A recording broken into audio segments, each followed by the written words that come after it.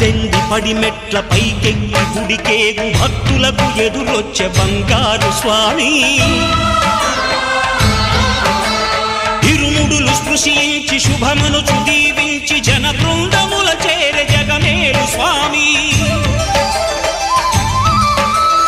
తన భక్తులొనరిల్చు తప్పులకు తడబడి ఒక పక్క ఒరిగెన ఓంకారమూర్తి